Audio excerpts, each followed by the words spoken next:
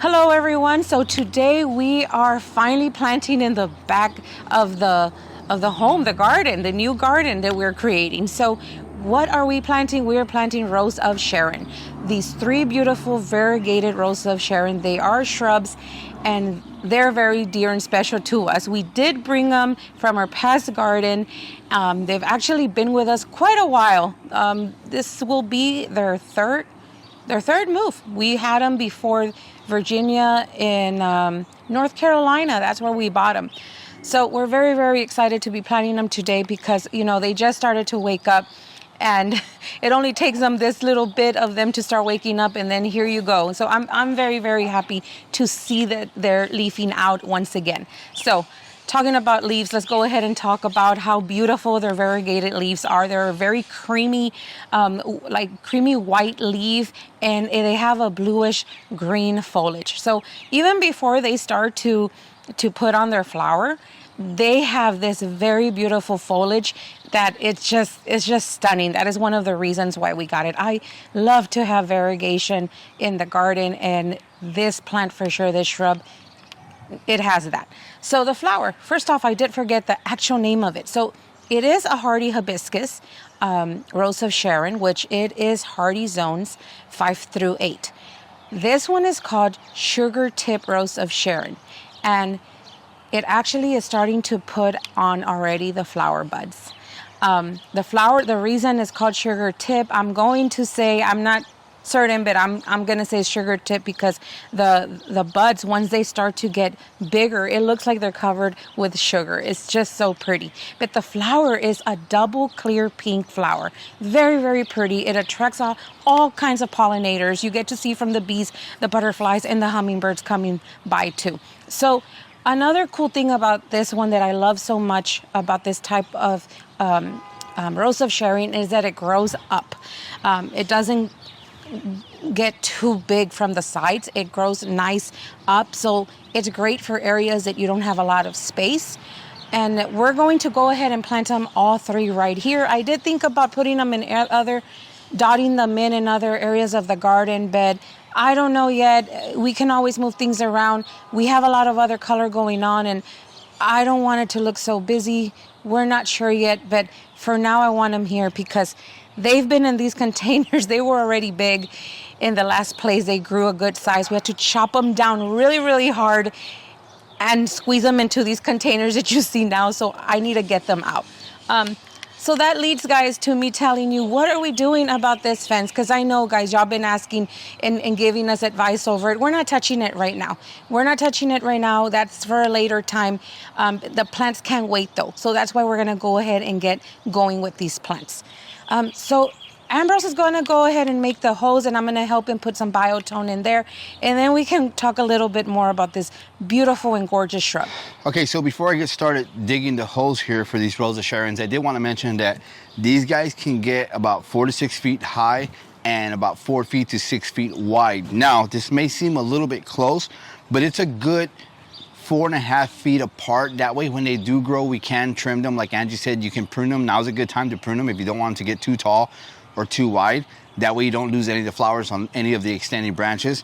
But this is gonna grow quite nice. We had it growing in Virginia and they met quite a bit, but we want them to grow quite a bit bigger and maybe about as tall as the fence. Now they can go definitely taller than the fence, but we want to have a nice screening right here and we want them to meet. So I think this is a good distance. And again, if it grows too much into each other, we can just prune it back.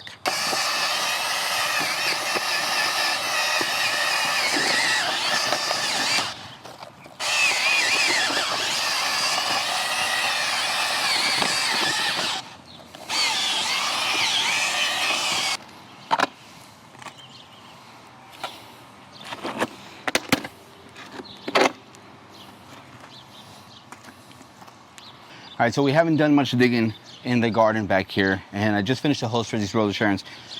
And one of the things that we were concerned about was the talk about clay and loamy soil. And now we do have some in certain areas, but we haven't dug in this area right here. But I'm excited because I just dug in here, and it's not really too much clay. It's very loamy, and it's very cakey. And it's absolutely something you want to see when you're putting plants in the ground. Now, the one advantage we have and disadvantage is that there's a lot of rock. So when we dig, that's a big disadvantage, is you're gonna go through a lot of rock, and we have to try to look at this guy right here. So there's a big chunk of rock, but the advantage to that is that it provides great drainage. One thing we don't want is for any of these plants to be sitting in water, so that's a plus for having that much rock. And then knowing that this is so cakey and loamy, I mean, that's just a plus. So that excites us to be able to plant in here. So the great thing about Rose of Sharon's is that they're not picky at all about the soil and the type of soil. They can just be planted in almost anything.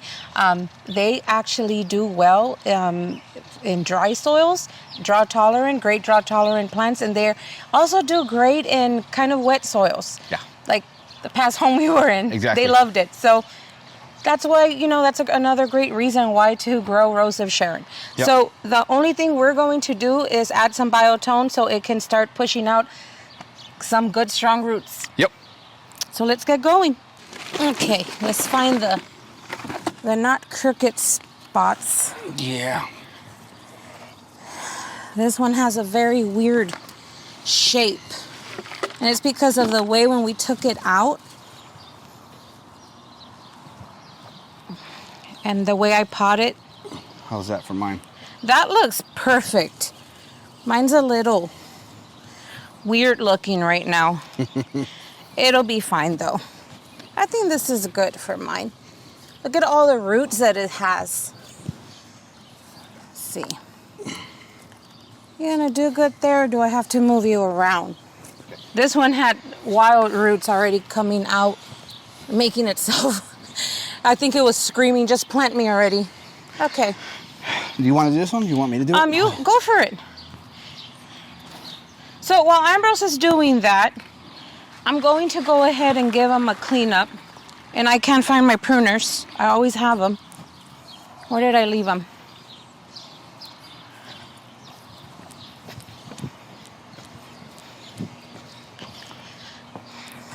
I left them up on the patio. Okay, so what I'm gonna do, this is not the time to prune, so don't think that I'm pruning them back at all, because then you will definitely lose all the beautiful blooms for this season. So what I'm gonna do right now is, I see some branches already that they're not gonna do anything. They're dead. And if you are questioning whether they're alive or not, what you can do is just kind of do the little scratch test. And if it's not green, then it's not alive anymore. It's not gonna do anything. So what does this one have here? Oh, it came off on its own. Which other one? I just don't like to have those dead pieces. They look kind of weird. Not that bad. It's not a lot of them. No, not many at all. That's it. Did I get them all? Yeah. That's it. So I know it doesn't look like much right now. We're not filling the beds in with any mulch or anything to finish out the bed yet, because we have some other things gonna go in here, and I don't want to just start throwing mulch in here and then have to move that later whenever we plant.